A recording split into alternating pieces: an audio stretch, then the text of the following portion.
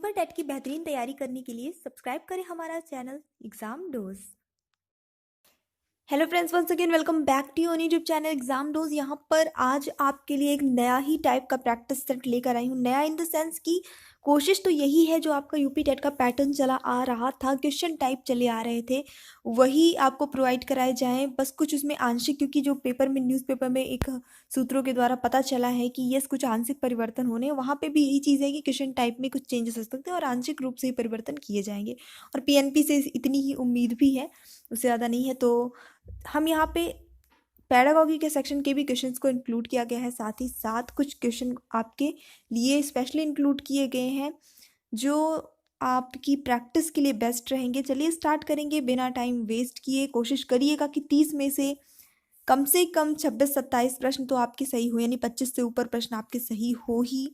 तो चलिए स्टार्ट करेंगे। सब कुछ पढ़ाई हुई चीज़ ही है, परेशान नहीं होना है। ऑल द बेस्ट, स्टार्ट करेंगे। तो आज का फर्स्ट क्वेश्चन है, बालकः हस्यते वाक्य में वाच्य परिवर्तन होगा क्या?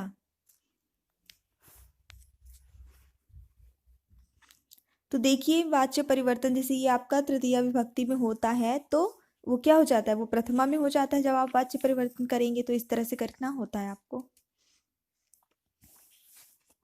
ठीक है। सो करेक्ट आंसर जो यहाँ पे होता है आपके लिए वो होता है ऑप्शन नंबर ए, बालका हसंती। जैसे मैंने हिंट कर दिया था कि देखिए ये आपका तृतीया विभक्ति का बहुवचन है, तो आप प्रथमा में चेंज करेंगे तो प्रथमा का बहुवचन ही चेंज करेंगे, तो बालका हो जाएगा और प्रथमा बहुवचन के साथ हसंती लगेगा। तो ये सही उत्तर हो जाता है आपका, बालक के साथ यहाँ पे ये आंसर आएगा। अब आ जाते हैं पैडागॉजी सेक्शन के क्वेश्चन पे, क्योंकि सी टेट में संस्कृत से पूरे क्वेश्चन आते थे, बट यूपी टेट में हिंदी से ही आने वाले हैं। शिक्षण प्रक्रिया किस सीमा तक सफल है, इसका पता लगाया जाता है कैसे? मूल्यांकन से, समाज से, प्रधानाचार्य से, या इनमें से किसी से नहीं? तो यस करेक्ट आंसर होगा यहाँ पे आपका ऑप्शन नंबर ए, मूल्यांकन से ही तो पता लगाएंगे। अच्छे पठन के गुण बताए गए हैं क्या?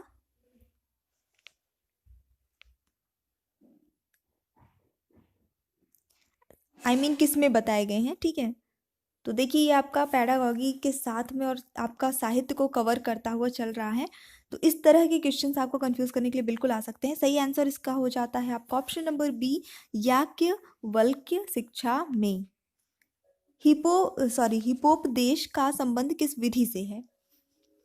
मतलब पैडागॉजी भी पूछ रहा है, साथ ही साथ साहित्य भी पूछ रहा है, तो बिल्कुल ये एकदम नए पैटर्न, नए टाइप के क्वेश्चंस आपके लिए लेकर आई हूँ। पसंद आए तो लाइक करिएगा सभी लोग। सही उत्तर होता है यहाँ पे कहानी कथनम विधि। संस्कृत शिक्षण में कठिन उच्चारण वाली ध्वनियों के लिए सर्वाधिक महत्वपूर्ण क्या है? सक्रियता का सिद्धांत, क्रमबद्धता का सिद्धांत, अभ्यास का सिद्धांत, या इनमें से कोई नहीं? सो यस, प्रैक्टिस सबसे ज़्यादा बेस्ट होती है।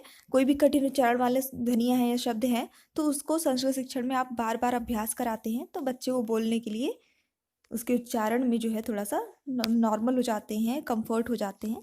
अर्थ समझते हुए वैदिक मंत्रों के सस्वर पाठ को क्या कहा जाता है? ये है संस्कृत पैडागॉजी।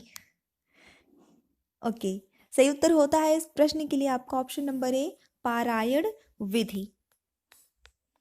बढ़ेंगे अगले प्रश्न की ओर। हरिस धन शेते, इसमें संधि किस सूत्रानुसार हुई है? कौन से सूत्र के आधार पे इसमें संधि होती है अगर आप करेंगे संधि तो?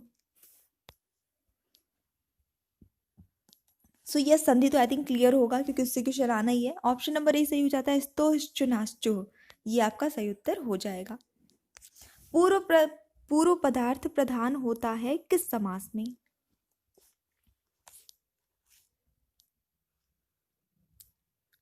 तो सही उत्तर होता है इस प्रश्न के लिए आपका ऑप्शन नंबर डी, अव्ययी भाव समास में, है ना। पूर्व पद प्रधानम अव्ययी भाव ऐसे करके आपका रहता है। जिस समास में पहला पद संख्यावाची हो वह समास कौन सा है? द्विगु, द्वंद्व, कर्मधारय, या फिर तत्पुरुष? सो करेक्ट आंसर आपका ऑप्शन नंबर ए हो जाता है, द्विगु समास होता है। पुट पाक प्रतीकाशो रामस्य करुणो रसः किस कवि से संबद्ध है? सो क्वेश्चन आपका साहित्य से है ये वाला,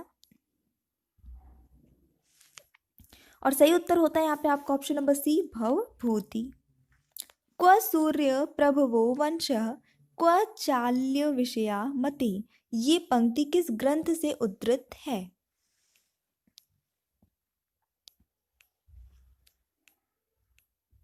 उत्तर यहाँ पे सही होगा आपका ऑप्शन नंबर ए, रघुवंशम। देखिए बहुत ही कम टाइम आपके एग्जाम में बचा है, लास्ट मोमेंट में पैटर्न का चला हुआ है, लेकिन परेशान नहीं होना है, बहुत आंशिक परिवर्तन ही रहेंगे। अगर आपका कॉन्सेप्ट क्लियर है तो कैसे भी क्वेश्चन आए आपको बन ही जाएंगे। सो कॉन्फिडेंट रहिए थोड़ा।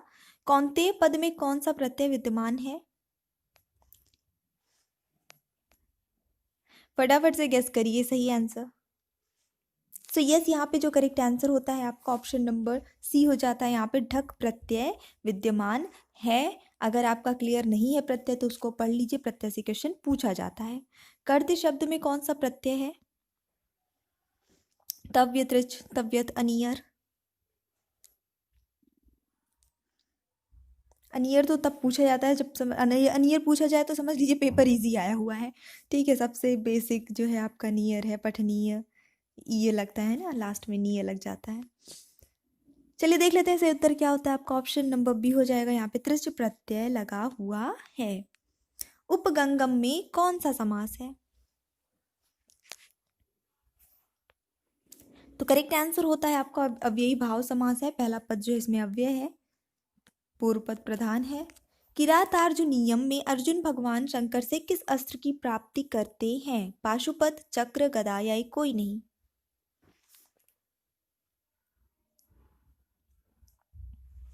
और उत्तर सही होता है यस आपका ऑप्शन नंबर ए, पाशुपत। उत्तर रामचरितम कृति है किसकी?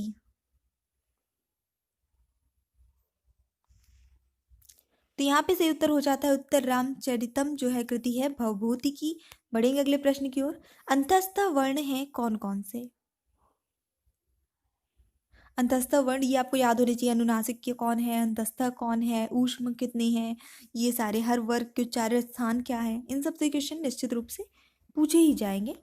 चाहे कोई भी पैटर्न चेंज हुआ हो, क्वेश्चन इनसे आने ही आने हैं। तो सही उत्तर होता है आपका ऑप्शन नंबर बी, य, र, ल, व ये आपके अंतस्थ वर्ण के अंतर्गत आते हैं। अच्छा चलिए, ऊष्म भी आ गया। ऊष्म व्यंजन कौन कौन से होंगे?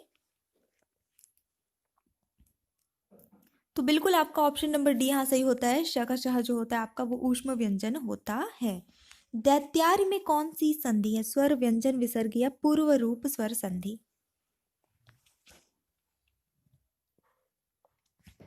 तो इसमें कौन सी संधि होगी आपकी? स्वर संधि हो रही है। नायक का संधि विच्छेद है। नायक, पावक, ये दो तीन हैं जो कई बार पूछे जा चुकी हैं। इनमें कौन सी संधि है, मतलब इसका संधि विच्छेद करेंगे तो कैसे बनेगा? अच्छा, आज सुबह अभी मैंने लर्निंग नीट पे आपको धातु रूप का प्रैक्टिस सेट दिया है। उसमें 40 से भी ज़्यादा प्रश्न सिर्फ और सिर्फ धातु रूप से कराए हैं मैंने, एक ही टॉपिक से। अगर आप लोगों ने नहीं देखा है तो जाके देख लीजिए, लर्निंग नीट पे है वो। और इस चैनल पे भी आपको कोशिश पूरी कराई जा रही है नए नए पैटर्न के क्वेश्चन प्रोवाइड कराने की। तो अगर आप लोगों ने अभी तक सब्सक्राइब नहीं किया है, जिन लोगों ने, क्योंकि मेरा ही चैनल है, तो सब्सक्राइब कर लीजिए, क्योंकि यहाँ पे भी आपको बेहतरीन कंटेंट प्रोवाइड कराया जाएगा। दोनों पे डिवाइड करके, नोटिफिकेशन का इश्यूज़ है और एग्ज़ाम वाइज हम डिवाइड कर लेंगे कि एक टाइम पे, जैसे एक एग्ज़ाम के लिए उस चैनल पे, एक एग्ज़ाम के लिए इस चैनल पे, तो कन्फ्यूज़न नहीं होगी। जिसको जो जिस एग्ज़ाम के लिए प्रिपेयर कर रहा है वो उसी चैनल को सब्सक्राइब करके उसके वीडियोज़ को अटेंड करेगा। तो आप लोगों के लिए थोड़ी सुविधा हो जाएगी। नहीं तो पता चलता है कि एक साथ मल्टीपल एग्जाम्स के वीडियो आ रहे हैं, आपको दिक्कत होती है। तो चलिए देख लेते हैं सही उत्तर क्या होता है इसका। ऑप्शन नंबर सी हो जाएगा, न्याय धन अका। बढ़ेंगे अगले प्रश्न की ओर। अक्षणा काढ़ा, इनमें अक्षणा शब्द जो है उसके साथ तृतीय विभक्ति कौन से सूत्र के साथ प्रयुक्त हुई है? तो क्या सही उत्तर होता है आपका? ऑप्शन नंबर बी, येनांग विकार, मतलब कि जिस अंग में विकार होता है उसके योग में कौन सी विभक्ति प्रयुक्त होती है? तृतीया विभक्ति। परस्मै पदी देने के अर्थ में दा धातु से प्रथम पुरुष वचन, बहुवचन में क्या रूप बनेगा? तो अभी सुबह ही मैंने प्रोवाइड कराया है 40 से भी ज्यादा क्वेश्चन, उसमें दा धातु भी थी। दा धातु के भी एक दो क्वेश्चन थे आई थिंक। यस यस, तो बिल्कुल सही उत्तर होता है आपका ऑप्शन नंबर सी, ददती हो जाएगा। द्व्यधिक पंचशतम ये किस संख्या का वाचक है? कौन सी संख्या है ये?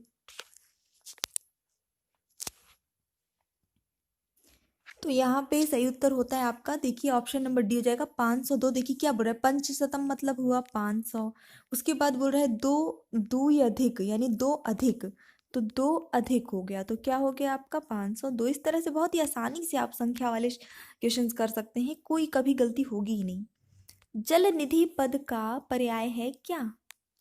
पर्यायवाची शब्द से है प्रश्न। तो बिल्कुल यहाँ पे सही उत्तर होगा आपका ऑप्शन नंबर सी, समुद्र। समुद्र को कहते हैं। अब यहाँ पे सॉरी, ये मिस टाइपिंग है, ये नंदी नहीं है, नदी है। नदी शब्द से सप्तमी विभक्ति एक वचन में क्या रूप बनेगा?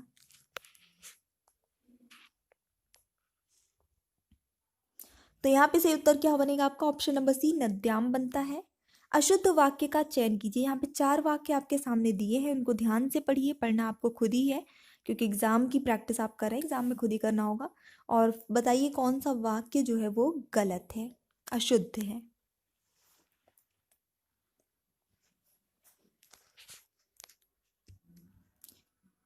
सो करेक्ट आंसर यहाँ पे आपका होता है ऑप्शन नंबर डी, रामस्य विना जीवितुम नो हत्से।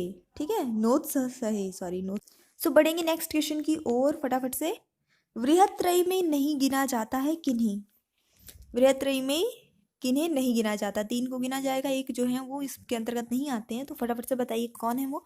ये संस्कृत साहित्य का अलग से आपको एक वीडियो प्रोवाइड कराया था, एक नहीं एक्चुअली पार्ट में था वीडियो, उसमें ये सब कुछ बता रखा है। 85 क्वेश्चंस कराए थे आई थिंक संस्कृत साहित्य के, और वो भी हाई स्टैंडर्ड क्वेश्चन जो आपकी टीजीटी पीजीटी एग्जाम्स में पूछे जा चुके हैं।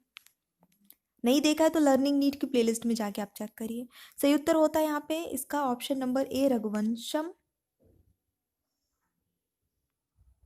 ठीक है, तो इनमें से रघुवंशम को जो है वृहत्रयी में नहीं गिना जाता। राजा दिलीप की पत्नी का नाम है क्या? तो देखिए राजा दिलीप की पत्नी का नाम था सुदक्षिणा, तो ये सही उत्तर हो जाता है। सो अब देख लेंगे हमारा अगला प्रश्न, थोड़ा सा कंफ्यूज कर सकता है आपको। लता कुंजम मुंजम दव दलिपुंजम चपलयन, इतना क्लियरली पढ़ के बता दिया है स्पष्ट रूप से। अभी आपको बताना है अलंकार इसमें कौन सा है। यमक, अनुप्रास, श्लेष या इनमें से कोई नहीं। अब अगर इन तीनों में से आपको गेस करना है तो कौन सा आप गेस करेंगे? तो यहाँ पे सही उत्तर होता है इस प्रश्न के आपका ऑप्शन नंबर बी। ठीक है, कुंजम मुंजम पुंजम अनुप्रास अलंकार यहाँ पे हो जाता है। बढ़ेंगे नेक्स्ट क्वेश्चन की ओर। जीवेशु मानवाः श्रेष्ठा, इसमें रेखांकित पद यानी कि जीवेश जो है आपका, इस पद में विभक्ति विधायक सूत्र कौन सा है? काफी आसान है, अगर आपको इसका कारण कारक कौन सा ये भी पता चल रहा है तो भी शायद आप लगा लेंगे। अच्छा फटाफट से वीडियो को लाइक करिए, शेयर करिए। एक बार लाइक तो कर ही दिया करिए, अगर ठीक है आप अगर शेयर नहीं कर सकते हैं, आपके ग्रुप्स नहीं है कोई बात नहीं है, लेकिन कम से कम लाइक तो आपके हाथ में है, तो आप फटाफट से कर दिया करिए। और चैनल को सब्सक्राइब करके सपोर्ट करिए। पहले तो कम्युनिटी दिलवाइए, ताकि इस टाइप के क्वेश्चन ज़रूरी नहीं है कि वीडियो बनाएं, बल्कि कुछ पोलिंग के थ्रू भी आपको प्रोवाइड, पोस्ट के थ्रू भी आपको प्रोवाइड करा सकें हम ज़्यादा से ज़्यादा क्वेश्चन आपकी बेहतरीन तैयारी के लिए। क्योंकि हम समझते हैं कि हमेशा आपके पास इतना पढ़ने का टाइम नहीं रहेगा या नहीं होता, तो एटलीस्ट इतना तो हम कर ही सकते हैं। तो वो तभी पॉसिबल होगा जब आप कम्युनिटी दिलवाएंगे। तो सब्सक्राइब ज़्यादा से ज़्यादा लोग करिए ताकि कम्युनिटी मिल सके। तो चलिए स्टार्ट करेंगे, आई मीन स्टॉप करेंगे यहाँ पे हमारा आज का सेशन। इसका आंसर होता है आपका ऑप्शन नंबर सी, यतश्च निर्धारण रणम। ठीक है, निर्धारण रणम मतलब कि यहाँ पे करडम जो है यहाँ पे छुपा हुआ है, परेशान नहीं होना है इसके लिए।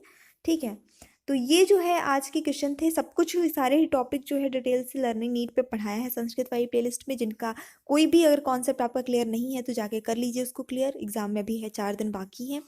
और यस, अगर आपको एक नया पैटर्न क्वेश्चन और चाहिए है तो कमेंट सेक्शन में जाके बताइए और क्वेश्चंस चाहिए कि नहीं चाहिए है, उसी के आधार पे फिर आगे जो है आपको प्रोवाइड कराए जाएंगे lectures. So thanks for watching, keep studying and bye bye.